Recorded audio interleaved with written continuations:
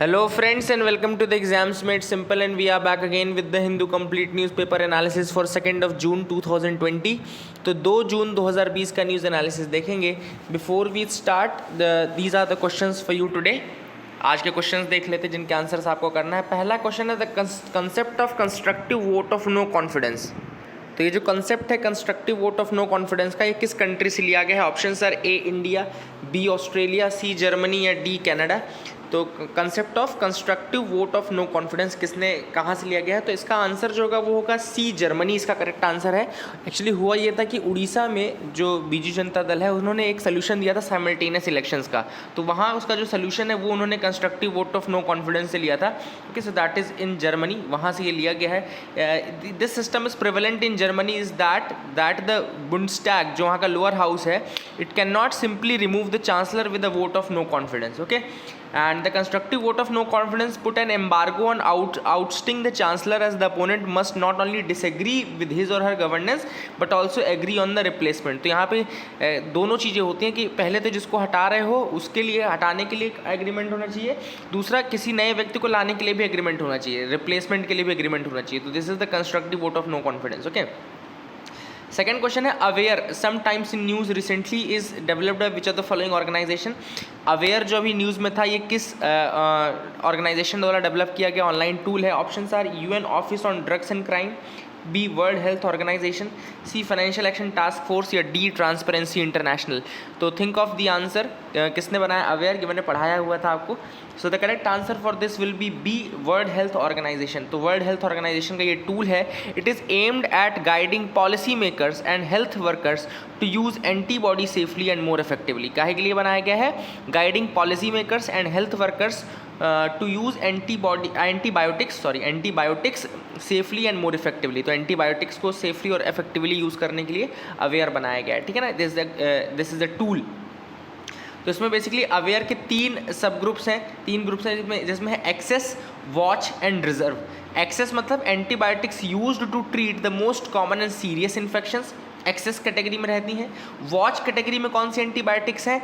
Antibiotics available at all times in the health care systems, ये watch category में है. Reserve antibiotics to be used sparingly और preserved and used only as the last resort. Okay, तो जो बिल्कुल अंत में यूज़ करना है वो रिजर्व कैटेगरी में आती हैं. ठीक है ना.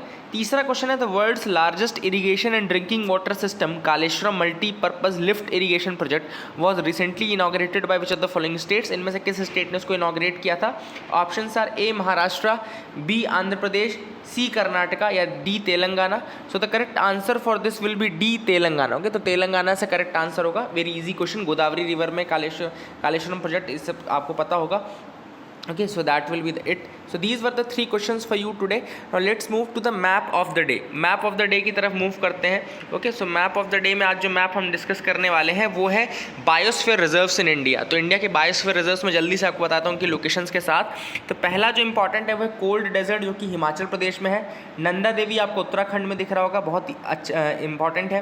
कंचनजंगा आपका सिक्किम में है. दिहांग दिबांग आपका अरुणाचल प्रदेश में है. दिब्रू साइखोवा असम में है. मानस असम में है. देन आपका नोक्रेक मेघालय में है. सुंदरबंस आपका वेस्ट बंगाल में है. पन्ना आपका मध्य प्रदेश में है. पचमढ़ी आपका मध्य प्रदेश में है. अचानकमार अमरकंटक इंडिया मध्य प्रदेश और छत्तीसगढ़ के बॉर्डर में है. सिमलीपाल उड़ीसा में है. गल्फ ऑफ कच्छ आपका गुजरात वाले रीजन में है. देन आपका शेषाचलम आपका आंध्र प्रदेश में है. नीलगिरी आपका 3 स्टेट्स के जंक्शन में आता है, तमिलनाडु, केरला एंड कर्नाटका के जंक्शन में. ओके, एंड अगस्त्य मलाई आपका यहाँ है. Then Gulf of Mannar and Great Nicobar last है. ग्रेट निकोबार आपका Andaman and Nicobar. Okay, Gulf of Mannar आपका तमिलनाडु के नीचे इधर. ठीक है ना. तो ये आपको याद रखने हैं. फिर से बताता हूँ, इनके नाम ज़रूर याद रखिएगा. कोल्ड डेजर्ट आपका हिमाचल प्रदेश, नंदा देवी उत्तराखंड, कंचनजंगा सिक्किम, दिहांग दिबांग अरुणाचल प्रदेश, दिब्रू साइखोवा आपका असम. देन आपका असम में ही मानस, नोक्रेक मेघालय में, सुंदरबन, सिमलीपाल आपका उड़ीसा में, अचानकमार अमरकंटक एमपी छत्तीसगढ़ के बॉर्डर में. देन पन्ना आपका मध्य प्रदेश में, पचमढ़ी आपका मध्य प्रदेश में, रन ऑफ कच्छ आपका गुजरात में, गल्फ ऑफ मन्नार तमिलनाडु की इधर, एंड देन आपका अगस्त मलाई, नीलगिरी एंड शेषाचलम आपका आंध्र प्रदेश में. So these are the important biosphere reserves in India. I hope you got clarity regarding this map as well. इस मैप को याद रखेगा. आगे मूव करते हैं न्यूज़ एनालिसिस पार्ट में। पहली जो न्यूज़ है वो है Moody downgrades India's rating.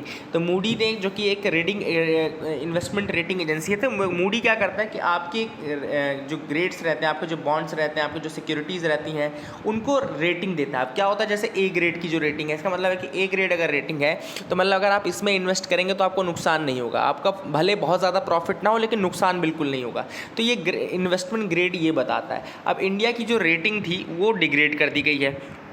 BAA2 हमारी रेटिंग थी, BAA2 हमारी रेटिंग थी, वहाँ से गिरा करके BAA3 कर दी गई है अब, ठीक है ना। तो इंडिया की रेटिंग BAA2 से गिरा करके BAA3 कर दी गई है।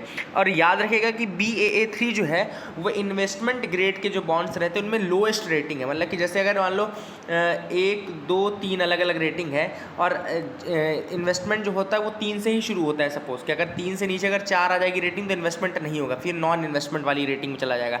तो इंडिया समझ लो इसी वाले में लास्ट है। इन्वेस्टमेंट ग्रेड का जो पहला ग्रेड होता है ना, कि इन्वेस्टमेंट जहाँ से जस्ट शुरू होता है, उसमें हम बिल्कुल वहीं पे हैं। अगर हमारी रेटिंग एक और डिक्रीज होती है तो फिर हम इन्वेस्टमेंट ग्रेड की रेटिंग से बाहर हो जाएंगे। तो our rating is BAA3 now, earlier it was BAA2 as per Moody's, now it has been degraded to BAA3।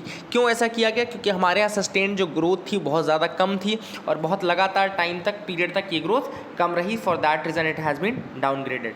अगली जो न्यूज़ है वो है pulses oil seeds see sharp hike in the MSP, यानी कि मिनिमम सपोर्ट प्राइस में pulses oil seeds को थोड़ा उनका MSP बढ़ाया गया है। इवन पैडी जो देखा गया है उसका भी MSP has been increase by 53 per quintal 53 increase किया गया। तो ये decision cabinet committee on economic affairs ने लिया। ओके, cabinet committee on economic affairs को कौन चेयर करता है? इसको प्राइम मिनिस्टर चेयर करता है। तो cabinet committee on economic affairs is chaired by prime minister. इन्होंने अप्रूव किया है for the increase in the minimum support price for all the mandated kharif crops including paddy, pulses and cotton, okay, for the marketing season 2021। तो ये decide किया गया है cabinet committee on economic affairs द्वारा that कि उनकी minimum support price जो है वो इंक्रीज की जाएगी for all the kharif crops including paddy, pulses and cotton. Okay, so that is important. अब मैं आपको बहुत अच्छी चीज़ बताने वाला हूँ, पूरा MSP के बारे में थोड़ा बता देता हूँ आपको। मिनिमम सपोर्ट प्राइस क्या होता है? It is a form of market intervention by the government of India. Government of India का एक तरीके से मार्केट इंटरवेंशन होता है। क्यों होता है ये? क्योंकि कई बार क्या होता है, प्राइजेस बहुत ज़्यादा फॉल कर जाते हैं, बहुत ज़्यादा प्राइस डिक्रीज़ कर जाते हैं। तो फार्मर्स को उस प्राइस फॉल से बचाने के लिए, बेसिकली कि उस प्राइस फॉल से फार्मर्स को बचाया जा सके, इसके लिए गवर्नमेंट क्या करता है कि एक मिनिमम प्राइस फिक्स कर देता है उन एंटिटीज़ का। फॉर एग्जांपल पल्सेस हो गया, ऑयल सीड्स हो गया, कि इतना मिनिमम में तो वो गवर्नमेंट प्रोक्योर कर ही लेगी ताकि फार्मर्स को एक बहुत ज़्यादा बड़े लॉस से बचाया जा सके, ठीक है ना। So for that reason this MSP system is there. अब ये MSP का रिकमेंडेशन कौन करता है? तो this MSP is recommended by CACP। बहुत इंपॉर्टेंट चीज़ है, याद रखिएगा। अप्रूवल CCEA कर रहा है। देखो, अप्रूवल कौन कर रहा है? Cabinet committee on economic affairs. लेकिन इसको रिकमेंड कौन कर रहा है? CACP, यानी कि commission for agriculture cost and prices, commission for agricultural cost and prices, ठीक है ना। अब किस किस क्रॉप के लिए कह जाता है? तो सीरियल्स में 7 कैटेगरी आती हैं। पैडी, वीट, बार्ले, ज्वार, बाजरा, मेज, रागी, ये इनके लिए MSP होती है। देन पल्सेस में ग्राम, अरहर और तुअर दाल, देन मूंग, उड़द and lentil. Then oil seeds में ग्राउंड नट, रैपसीड, मस्टर्ड, तोरिया, soybean, sunflower seed, sesamum, then safflower and niger seed.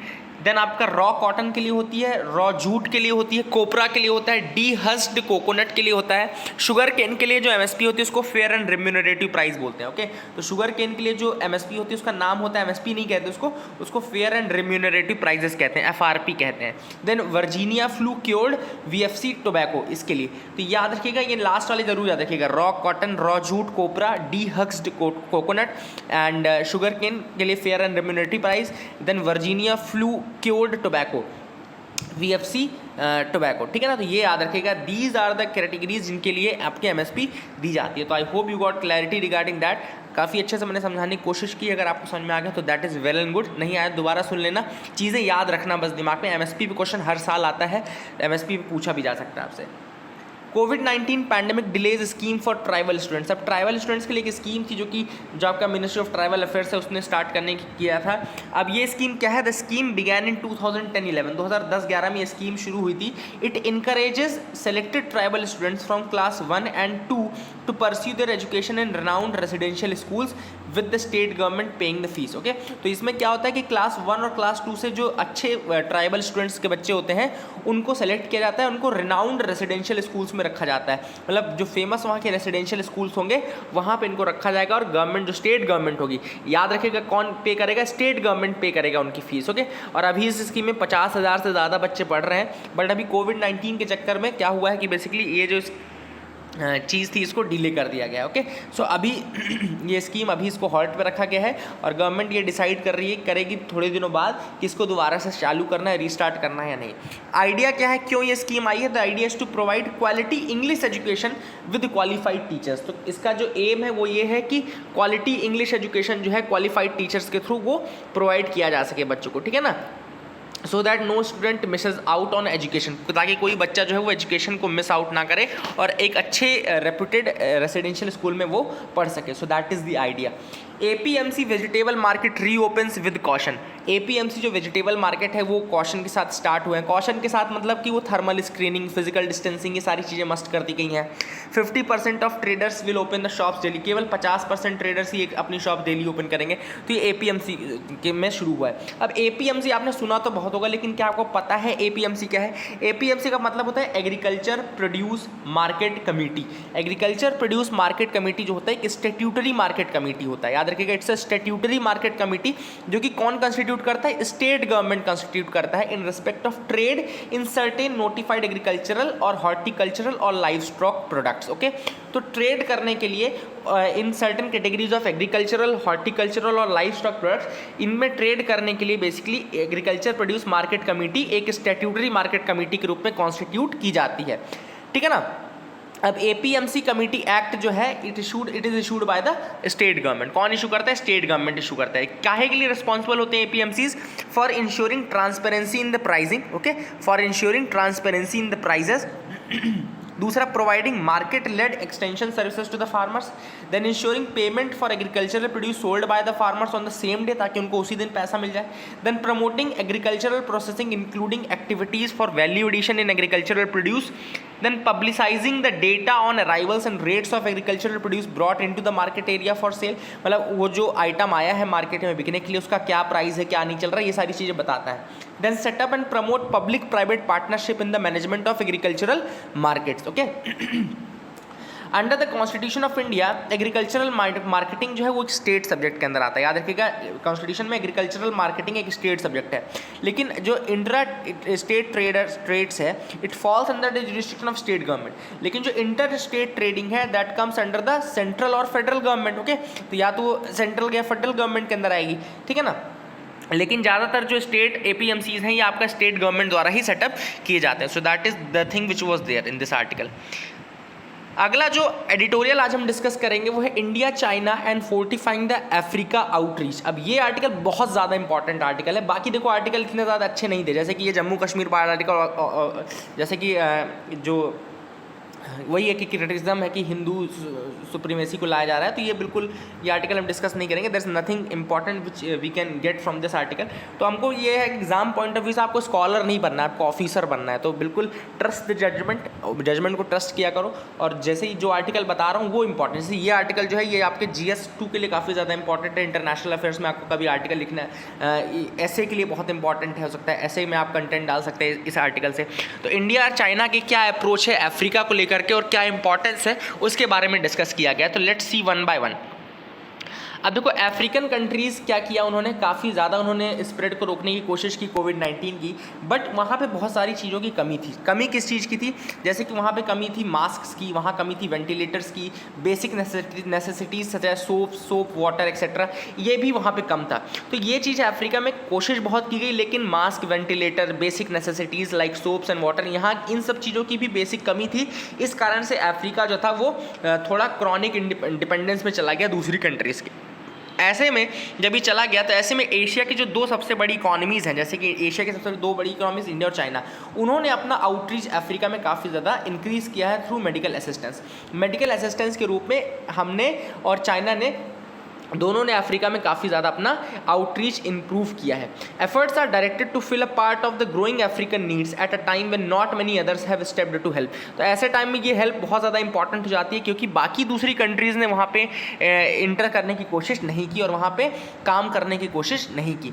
अब now let's start with China. सबसे पहले ऑथर ने यहाँ पे चाइना से शुरू किया है और चाइना की जो डिप्लोमेसी, इसको डोनेशन डिप्लोमेसी कहा है। ओके, इसी को मैं दूसरा नाम देता हूँ चेकबुक डिप्लोमेसी। इसको चेकबुक डिप्लोमेसी भी कहा जाता है। चेकबुक डिप्लोमेसी टर्म क्यों यूज़ किया जाता है? क्योंकि चाइना जो है वो बड़े बड़े चेक्स काट करके दे देता है सामने वाली कंट्री को और उसके थ्रू उसको डेट ट्रैप में डाल लेता है और उसके थ्रू वो उसको यूज़ करता रहता है, ठीक है ना। तो यहाँ पे चाइना जो चलता है वो डोनेशन डिप्लोमेसी पे चलता है।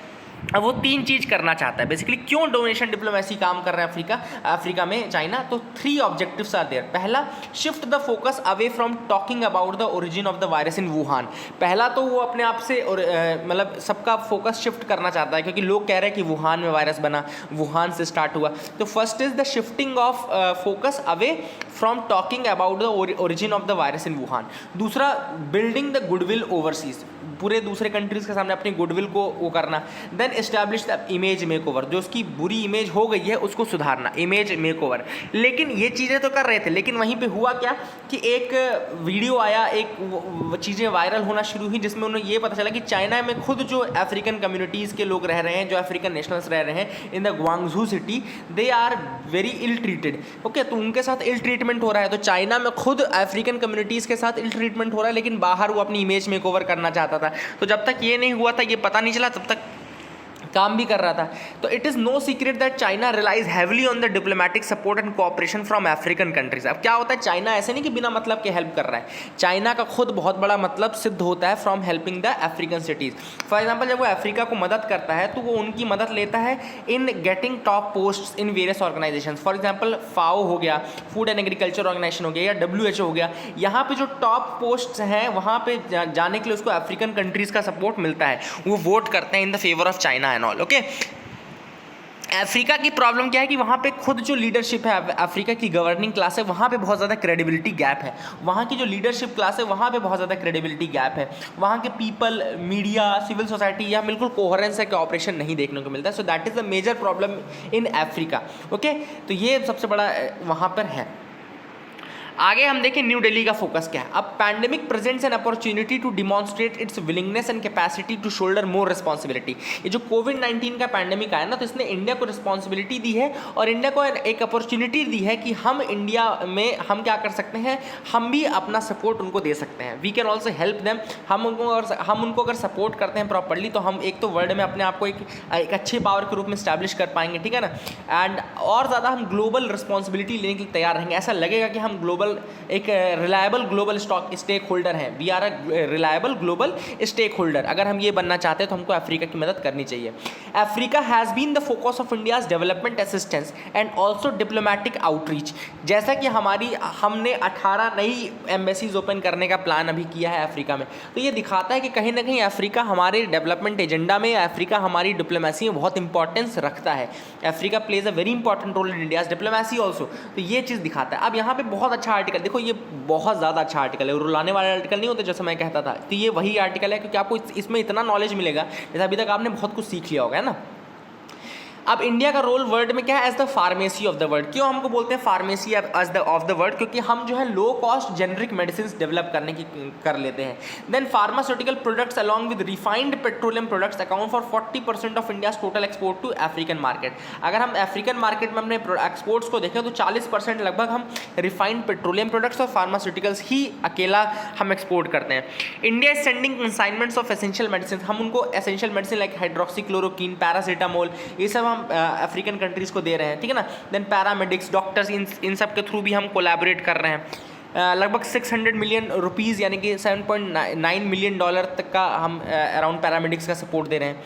अब देखो, अगर ये देखा जाए कि कौन कौन से बेनिफिशियरीज़ हैं। जैसे कि इनिशियल बेनिफिशियरी आपके मॉरिशियस हो गए, सिशल्स हो गए, कोमोरोस, मेडागास्कर हो गए। ये सब तो मिशन सागर जो था, जो सेफ्टी ग्रोथ फॉर ऑल वाला इनिशिएटिव हमारा, सिक्योरिटी ग्रोथ फॉर ऑल, तो ये इनिशिएटिव के अंतर्गत हमारा बेसिकली ये सपोर्ट हम पहुंचा रहे थे इन कोमोरोस, मेडागास्कर, सिशल्स, इन कंट्रीज़ को, ठीक है ना। अब अगर हम देखें कि दूसरा इनिशिएटिव कर देखो क्या कौन सा है, तो ई-आई-टेक कोविड-19 मैनेजमेंट स्ट्रेटेजीज ट्रेनिंग वेबिनार्स हमने रखे। ई-आई-टेक में क्या हुआ, ई-आई-टेक के थ्रू हमने क्या किया, अफ्रीकन जो हेल्थ प्रोफेशनल्स थे, जो साउथ अफ्रीकन जो वहाँ के हेल्थ प्रोफेशनल्स थे अफ्रीका के, उनको हमने ट्रेनिंग प्रोवाइड की कि किस तरीके से आपको काम करना है। देन सार्क के हमने जो डॉक्टर्स, हेल्थ प्रोफेशनल्स थे, उनके साथ बेस्ट प्रैक्टिसेस शेयर की। तो ई-आई-टेक भी इंपॉर्टेंट इनिशिएटिव है इंडिया का, याद रखिएगा। It's a timely initiative, e ITEC कोविड-19 मैनेजमेंट स्ट्रेटेजीज ट्रेनिंग वेबिनार। तो हमने यहाँ पे ट्रेनिंग भी प्रोवाइड की उन लोगों को, ठीक है ना। बेस्ट प्रैक्टिसेस दी हमने by Indian health experts and all, okay. तो हम कहीं ना कहीं मॉरिशियस, नामीबिया, नाइजीरिया, केन्या, यहाँ पे बहुत सारे कंट्रीज़ हैं जिनको हेल्प कर रहे हैं अफ्रीकन कंट्रीज़ को, और वहाँ की जो सोशल इकोनॉमिक चैलेंजेस हैं, जो डेवलपमेंट के चैलेंजेस हैं, उनको पूरा करने की, उनको दूर करने की कोशिश कर रहे हैं, ठीक है ना। Then there is also growing interest in research and development in drugs and vaccine. तो वहाँ पे रिसर्च में भी काफ़ी ज़्यादा इंटरेस्ट है, वहाँ पे भी इंडियंस काफ़ी ज़्यादा मदद कर सकते हैं। A few African countries such as Mauritius and are pushing for health care partnership in traditional medicine like Ayurveda, okay. तो वहाँ की कुछ अफ्रीकन कंट्रीज ऐसी हैं जो कि पुश कर रही हैं for traditional medicine and Ayurveda for boosting the immunity. तो आयुर्वेदा के लिए रिसर्च एंड डेवलपमेंट का पुश है, और ये सब क्या होगा, इंडियन कम्युनिटी भी वहाँ रहती है ईस्ट अफ्रीकन कंट्रीज़ में, वो भी इस चीज़ को और ज़्यादा बढ़ावा दे रही है। तो इंडिया का आउटरीच भी बहुत ज़्यादा है और काफ़ी ज़्यादा इंपॉर्टेंट है, बहुत ज़्यादा बड़ा क्रूशियल रोल प्ले कर सकते हैं इन अफ्रीकाज डेवलपमेंट, हम वहाँ पर बहुत बड़ा रोल प्ले कर सकते हैं। अब यहाँ पे एक कंट्रास्ट ऑथर द्वारा बताया गया है कि इंडिया और चाइना के अप्रोच में क्या डिफरेंस है।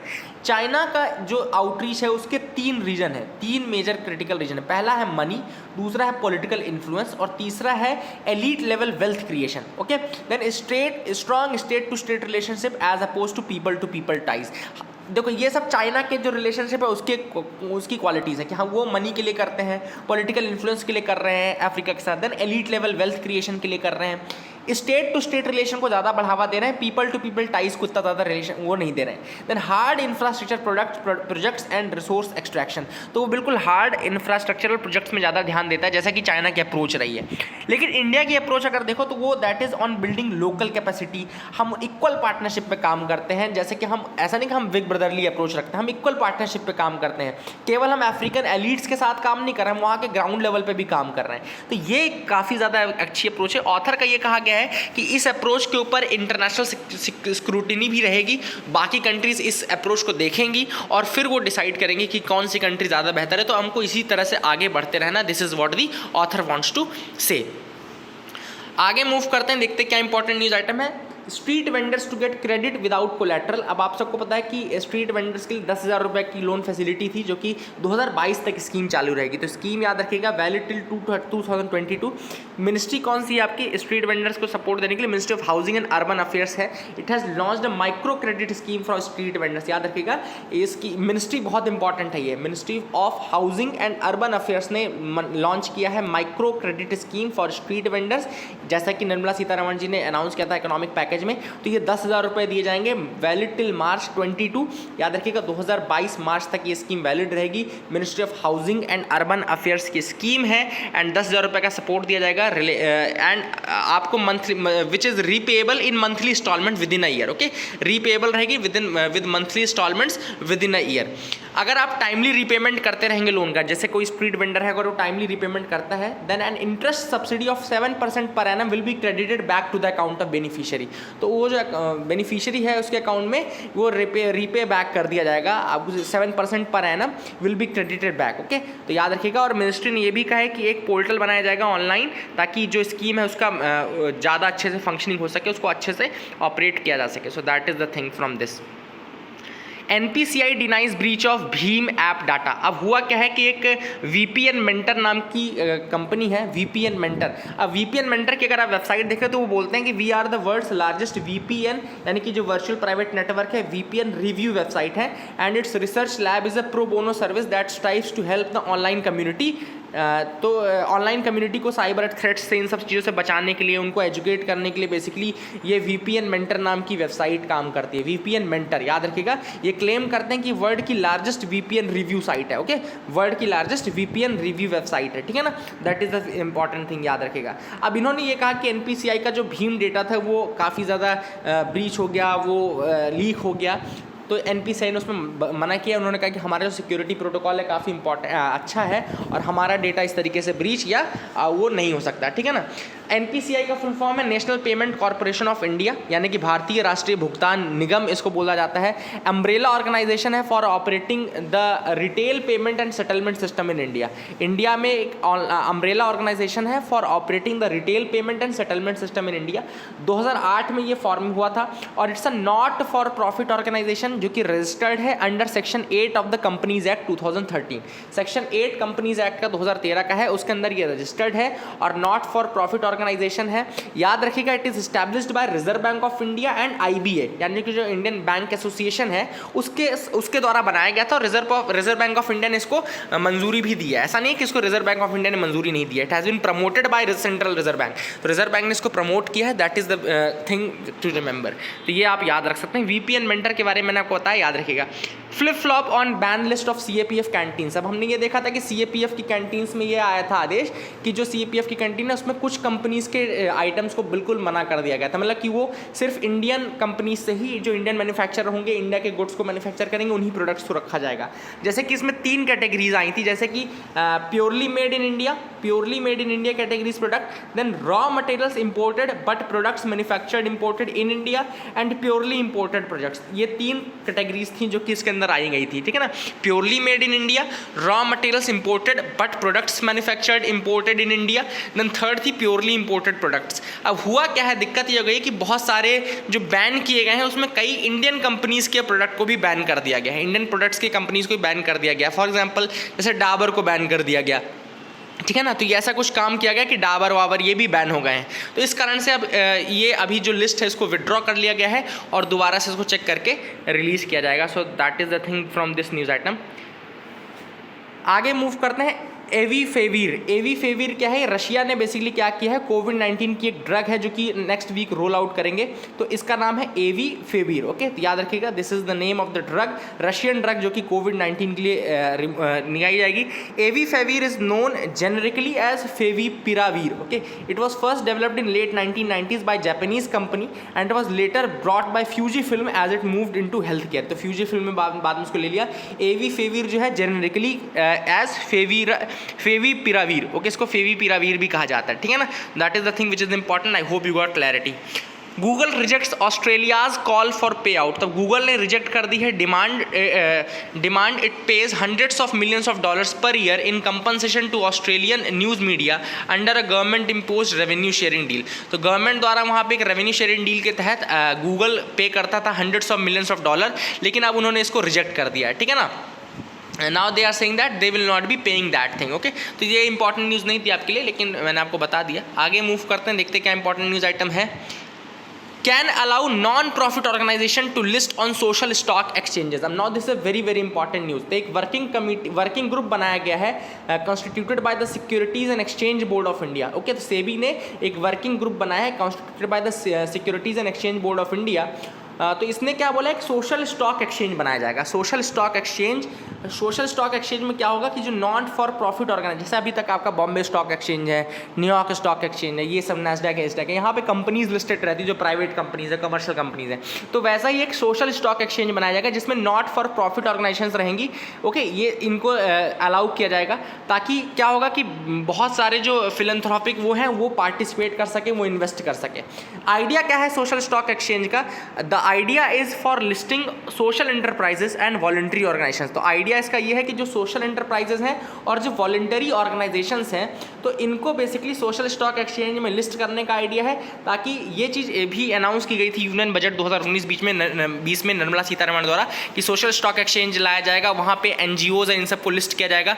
तो इसमें बेसिकली होगा क्या कि जो जो बेसिकली आपके फिलंथ्रोपिस्ट हैं जो वहाँ इन्वेस्ट करना चाहते हैं बॉन्ड्स में, venture fund, social venture funds में, जैसे अभी तक सोशल वेंचर फंड्स का नाम नहीं था, तो इसमें सोशल वेंचर फंड्स या अल्टरनेट इन्वेस्टमेंट फंड्स के रूप में वहाँ पे इन्वेस्टमेंट कर सकते हैं, इन एनजीओज़ में इन्वेस्टमेंट कर सकते हैं। CSR रिस्पॉन्सिबिलिटीज़, जो उनकी कॉर्पोरेट सोशल रिस्पॉन्सिबिलिटी स्पेंडर्स हैं, उनके थ्रू वो zero coupon, zero principal bonds के रूप में इन्वेस्ट कर सकते हैं, ठीक है ना। तो these bonds will be listed on the social stock exchange, तो इन बॉन्ड्स को भी सोशल स्टॉक एक्सचेंज में लिस्ट किया जाएगा और लोग में इन्वेस्ट कर सकते हैं, ठीक है ना। तो that is the thing, and ये प्लेटफॉर्म प्रोवाइड करेगा फिलंथ्रोपिक ऑर्गेनाइजेशंस को, इन सबको, कि वो वहाँ पे जा सकें, ठीक है ना।